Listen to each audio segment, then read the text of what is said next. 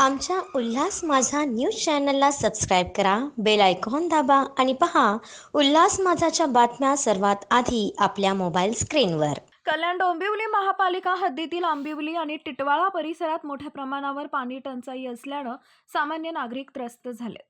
या संदर्भात मंगळवारी महापालिकेच्या माजी उपमहापौर आणि भाजपच्या नगरसेविका उपेक्षा शक्तिवान भोईर यांच्या नेतृत्वात भाजपच्या कार्यकर्त्यांनी महापालिकेच्या अप्रभाग कार्यालयावर मोर्चा काढला. सुरळीत पाणी पुरवठा होत नसल्यानं टिटवाळ्यातील सामान्य महिलांना पाण्यासाठी कष्ट करावे लागतं.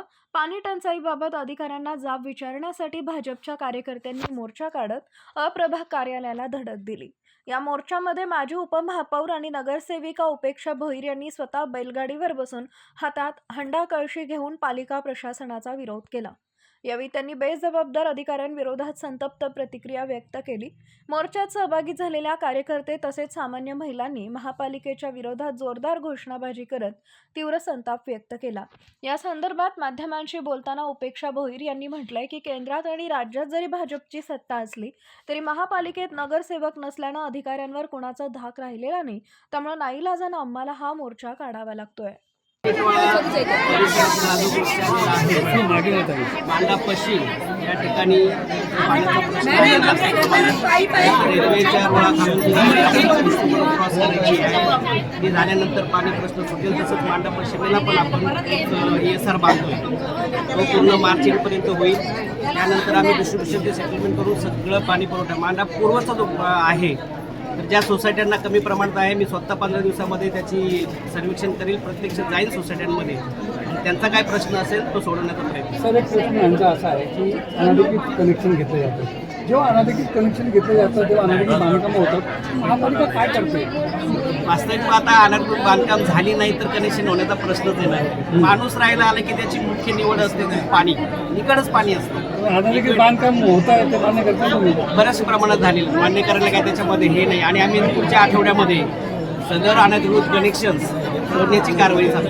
मांडा टिटवाळ्याकरांसाठी आज आम्ही इथे मोर्चा आणलेला आहे. आपण बघाल तर गेले 2 वर्षापूर्वी पण आम्ही 3 ते 4 हजार महिला भगिनींचा मोर्चा आलेला होता.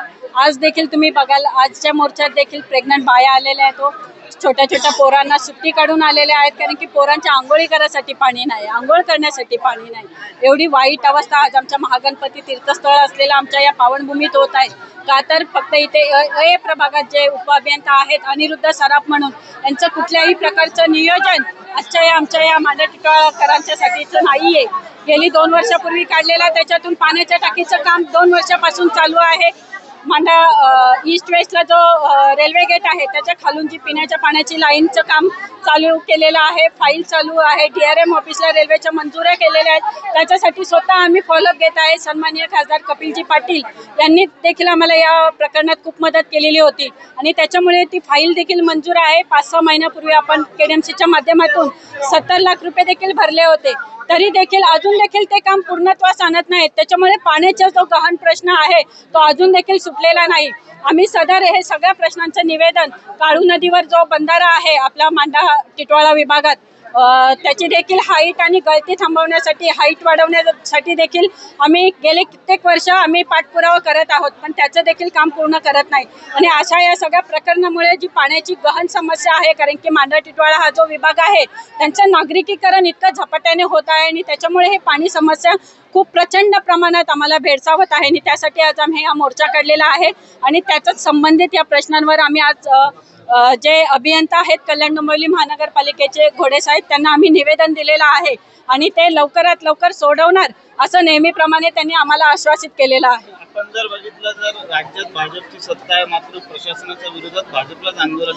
राज्यात जरी भाजपाची सत्ता असेल मी तुम्हाला खडसावून सांगते केंद्रात जगेल भाजपाची सत्ता असेल परंतु कल्याण डोंबिवली महानगरपालिका असू दे किंवा बऱ्याचशा स्थानिक स्वराज्य संस्थेच्या निवडणुका असू दे या निवडणुका झालेल्या नाहीयेत. त्याच्यामुळे जे नगरसेवकांचा जो दबाव पाहिजे ना या महानगरपालिकांवर तो राहिलेला नाही आणि कुठेतरी अंकुश आणि नाईलाजास्तव आम्हाला हा मोर्चा काढायला लागत आहे. आमच्या उल्हास माझा न्यूज चॅनलला सबस्क्राईब करा, बेल आयकॉन दाबा आणि पहा उल्हास माझाच्या बातम्या सर्वात आधी आपल्या मोबाईल स्क्रीनवर.